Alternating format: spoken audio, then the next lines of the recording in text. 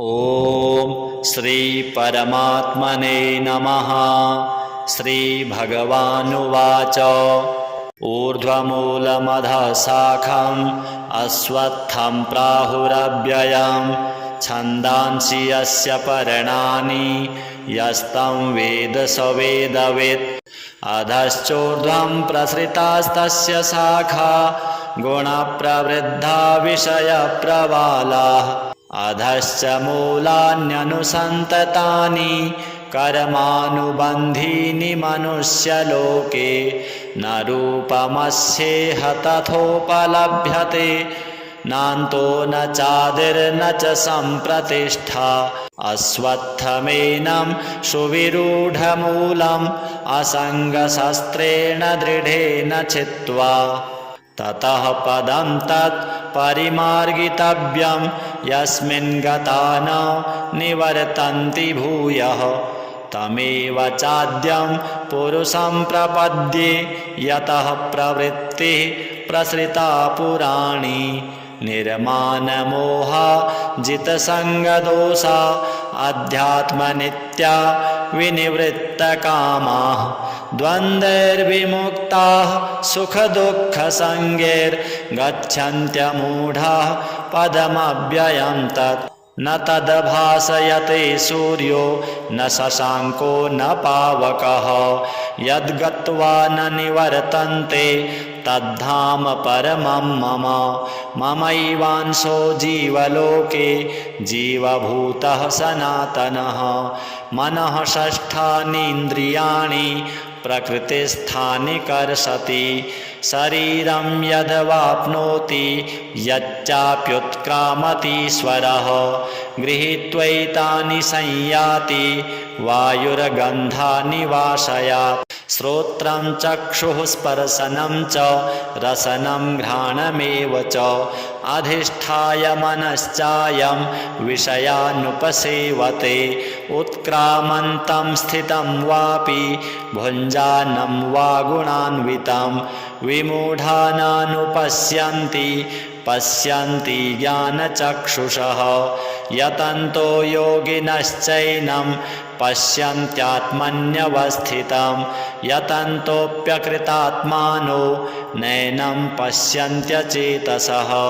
यदादित्यगतं तेजो जगद्भासयतेऽखिलं।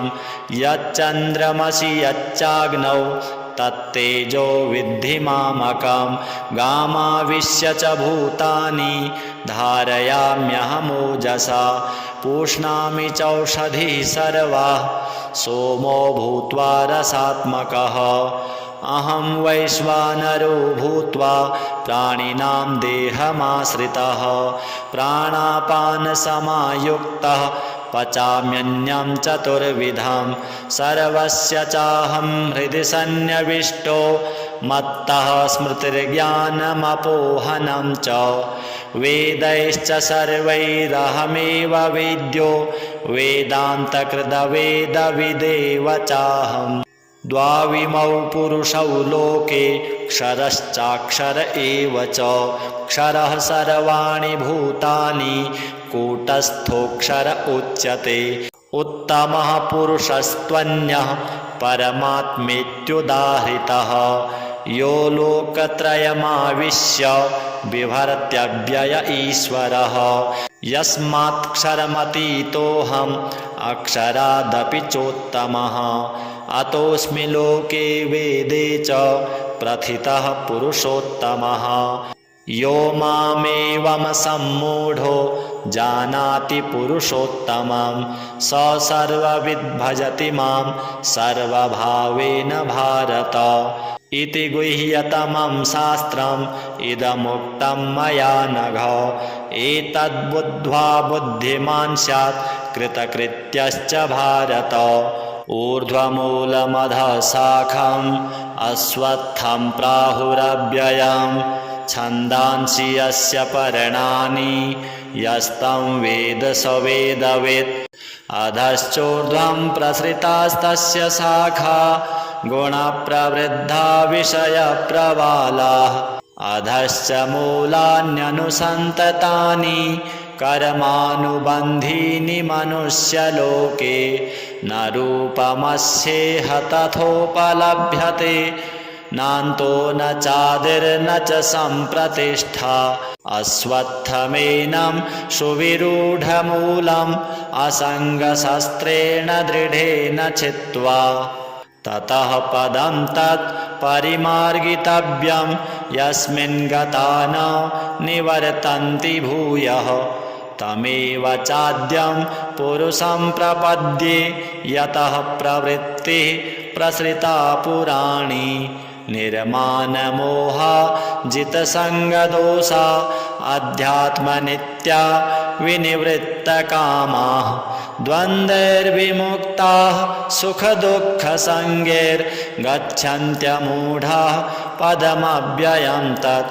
न तद्भासयते सूर्यो न शशाङ्को न पावकः यद्गत्वा न निवर्तन्ते तद्धाम परमं मम ममैवांशो जीवलोके जीवभूतः सनातनः मनः षष्ठानीन्द्रियाणि प्रकृतिस्थानि कर्षति शरीरं यद्वाप्नोति यच्चाप्युत्क्रामतीश्वरः गृहीत्वैतानि संयाति वायुर्गन्धानि वाशयात् श्रोत्रं चक्षुः स्पर्शनं च रसनं घ्राणमेव च अधिष्ठाय मनश्चायं विषयानुपसेवते उत्क्रामन्तं स्थितं वापि भुञ्जानं वा गुणान्वितं विमूढानानुपश्यन्ति पश्यन्ति ज्ञानचक्षुषः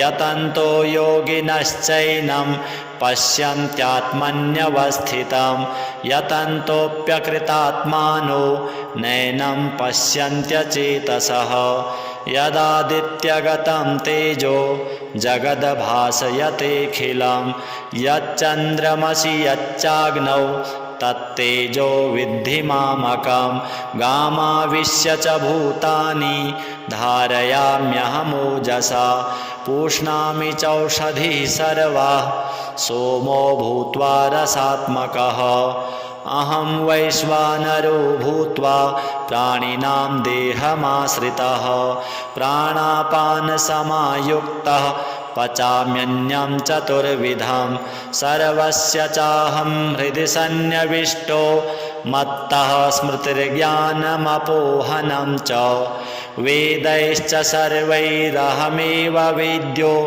वेदान्तकृतवेदविदेव चाहम् द्वाविमौ पुरुषौ लोके क्षरश्चाक्षर एव च क्षरः सर्वाणि भूतानि कूटस्थोऽक्षर उच्यते उत्तमः पुरुषस्त्वन्यः परमात्मेत्युदाहृतः यो लोकत्रयमाविश्य बिभर्त्यव्यय ईश्वरः यस्मात्क्षरमतीतोऽहम् अक्षरादपि चोत्तमः अतोऽस्मि लोके वेदे च प्रथितः पुरुषोत्तमः यो मामेवमसम्मूढो जानाति पुरुषोत्तमं स सर्वविद्भजति मां सर्वभावेन भारत इति गुह्यतमं शास्त्रम् इदमुक्तं मया नघ एतद्बुद्ध्वा बुद्धिमान् स्यात्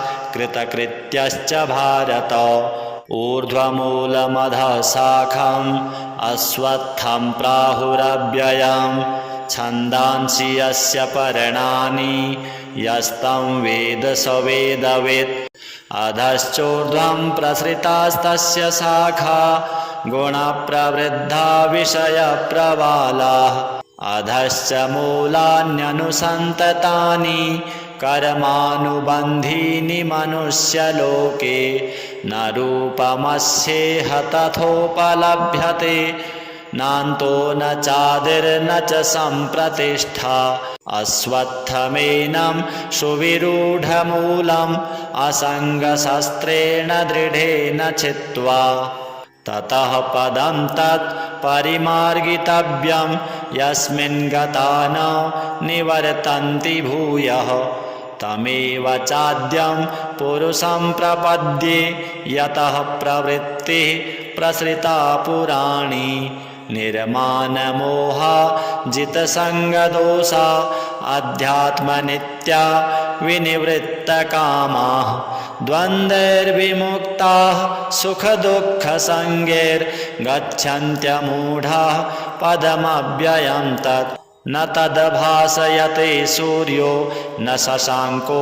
न पावकः यद्गत्वा न निवर्तन्ते तद्धाम परमं मम ममैवांशो जीवलोके जीवभूतः सनातनः मनः षष्ठानीन्द्रियाणि प्रकृतिस्थानि कर्षति शरीरं यद्वाप्नोति यच्चाप्युत्क्रामतीश्वरः गृहीत्वैतानि संयाति वायुर्गन्धानि वाशयात् श्रोत्रं चक्षुः स्पर्शनं च रसनं घ्राणमेव च अधिष्ठाय मनश्चायं विषयानुपसेवते उत्क्रामन्तं स्थितं वापि भुञ्जानं वा गुणान्वितं विमूढानानुपश्यन्ति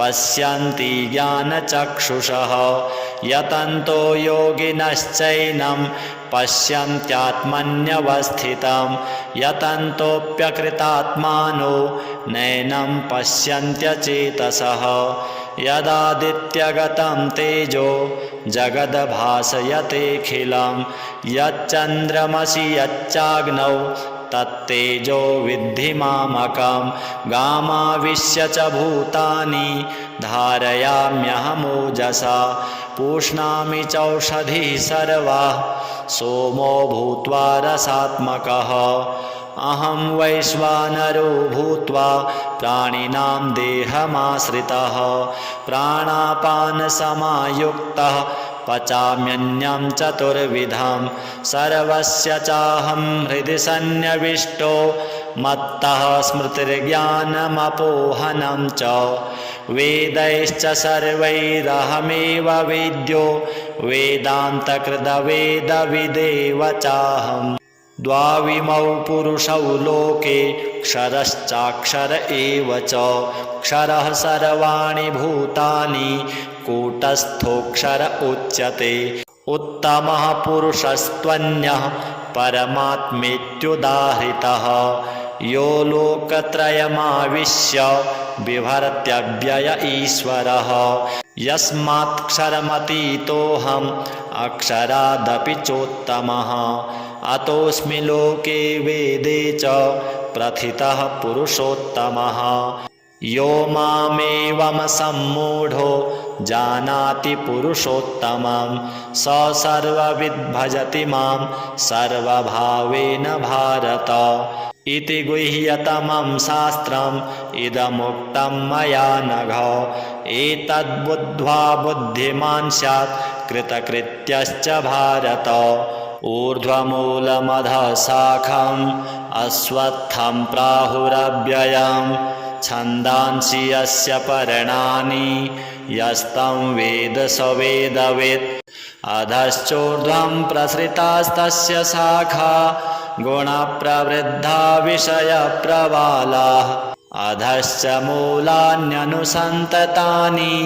कर्मानुबन्धीनि मनुष्यलोके न रूपमस्येह तथोपलभ्यते नान्तो न चादिर्न च सम्प्रतिष्ठा अश्वत्थमेनं सुविरूढमूलम् असङ्गशस्त्रेण दृढेन छित्त्वा ततः पदं तत् परिमार्गितव्यं यस्मिन् गता न निवर्तन्ति भूयः तमेव चाद्यं पुरुषं प्रपद्ये यतः प्रवृत्तिः प्रसृता पुराणी निर्मानमोहा जितसङ्गदोषा अध्यात्मनित्या विनिवृत्तकामाः द्वन्द्वैर्विमुक्ताः सुखदुःखसङ्गैर्गच्छन्त्यमूढाः पदमव्ययं तत् न तद्भासयते सूर्यो न शशाङ्को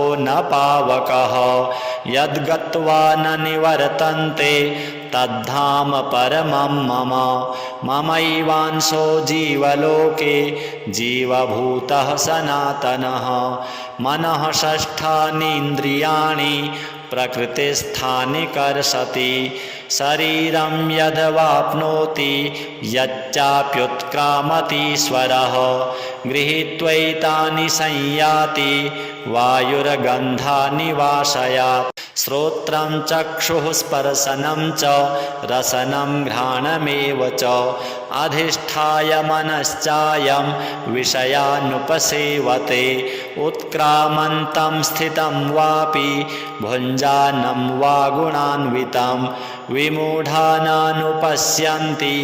पश्यन्ति ज्ञानचक्षुषः यतन्तो योगिनश्चैनं पश्यन्त्यात्मन्यवस्थितं यतन्तोऽप्यकृतात्मानो नैनं पश्यन्त्यचेतसः यदादित्यगतं तेजो जगद्भासयतेऽखिलं यच्चन्द्रमसि यच्चाग्नौ तत्तेजो विद्धि मामकं गामाविश्य च भूतानि धारयाम्यहमोजसा पूष्णामि चौषधिः सर्वाः सोमो भूत्वा रसात्मकः अहं वैश्वानरो भूत्वा प्राणिनां देहमाश्रितः प्राणापानसमायुक्तः पचाम्यन्नं चतुर्विधं सर्वस्य चाहं हृदि सन्निविष्टो मत्तः स्मृतिर्ज्ञानमपोहनं च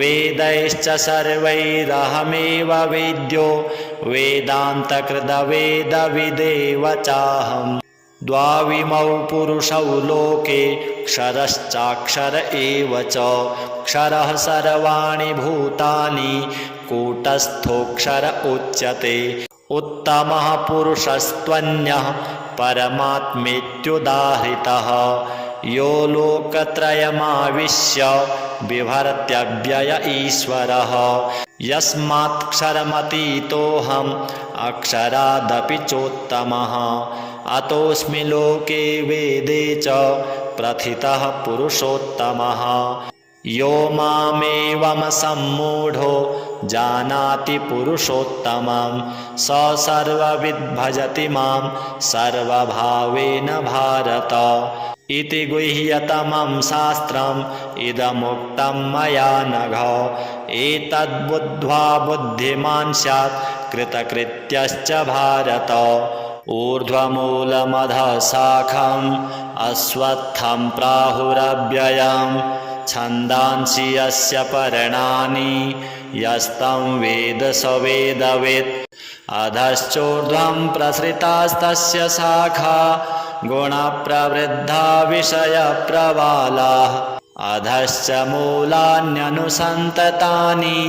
कर्मानुबन्धीनि मनुष्यलोके न रूपमस्येह तथोपलभ्यते नान्तो न चादिर्न च सम्प्रतिष्ठा अश्वत्थमेनं सुविरूढमूलम् असङ्गशस्त्रेण दृढेन छित्त्वा ततः पदं तत् परिमार्गितव्यं यस्मिन् गता न निवर्तन्ति भूयः तमेव चाद्यं पुरुषं प्रपद्ये यतः प्रवृत्तिः प्रसृता पुराणी निर्मानमोहा जितसङ्गदोषा अध्यात्मनित्या विनिवृत्तकामाः द्वन्द्वैर्विमुक्ताः सुखदुःखसङ्गैर्गच्छन्त्यमूढाः पदमव्ययं तत् न तद्भासयते सूर्यो न शशाङ्को न पावकः यद्गत्वा न निवर्तन्ते तद्धाम परमं मम ममैवांशो जीवलोके जीवभूतः सनातनः मनः षष्ठानीन्द्रियाणि प्रकृतिस्थानि कर्षति शरीरं यद्वाप्नोति यच्चाप्युत्क्रामतीश्वरः गृहीत्वैतानि संयाति वायुर्गन्धानि वाशयात् श्रोत्रं चक्षुः स्पर्शनं च रसनं घ्राणमेव च अधिष्ठाय मनश्चायं विषयानुपसेवते उत्क्रामन्तं स्थितं वापि भुञ्जानं वा गुणान्वितं विमूढानानुपश्यन्ति पश्यन्ति ज्ञानचक्षुषः यतन्तो योगिनश्चैनं पश्यन्त्यात्मन्यवस्थितं यतन्तोऽप्यकृतात्मानो नैनं पश्यन्त्यचेतसः यदादित्यगतं तेजो जगद्भासयतेऽखिलं यच्चन्द्रमसि यच्चाग्नौ तत्तेजो विद्धि मामकं गामाविश्य च भूतानि धारयाम्यहमोजसा पूष्णामि चौषधिः सर्वाः सोमो भूत्वा रसात्मकः अहं वैश्वानरो भूत्वा प्राणिनां देहमाश्रितः प्राणापानसमायुक्तः पचाम्यन्नं चतुर्विधं सर्वस्य चाहं हृदि सन्निविष्टो मत्तः स्मृतिर्ज्ञानमपोहनं च वेदैश्च सर्वैरहमेव वेद्यो वेदान्तकृतवेदविदेव चाहम् द्वाविमौ पुरुषौ लोके क्षरश्चाक्षर एव च क्षरः सर्वाणि भूतानि कूटस्थोऽक्षर उच्यते उत्तमः पुरुषस्त्वन्यः परमात्मेत्युदाहृतः यो लोकत्रयमाविश्य बिभर्त्यव्यय ईश्वरः यस्मात्क्षरमतीतोऽहम् अक्षरादपि चोत्तमः अतोऽस्मि लोके वेदे च प्रथितः पुरुषोत्तमः यो मामेवं सम्मूढो जानाति पुरुषोत्तमं स सर्वविद् भजति मां सर्वभावेन भारत इति गुह्यतमं शास्त्रम् इदमुक्तं मया नघ एतद्बुद्ध्वा बुद्धिमान् स्यात् कृतकृत्यश्च भारत। ओम जय जय श्रीमद्भगवद्गीता सूपनिषत्सु ब्रह्म विद्यायां योगशास्त्रे श्रीकृष्णार्जुन संवादे पुरुषोत्तम योगो नाम 15 श्रीकृष्णार्पणमस्तु।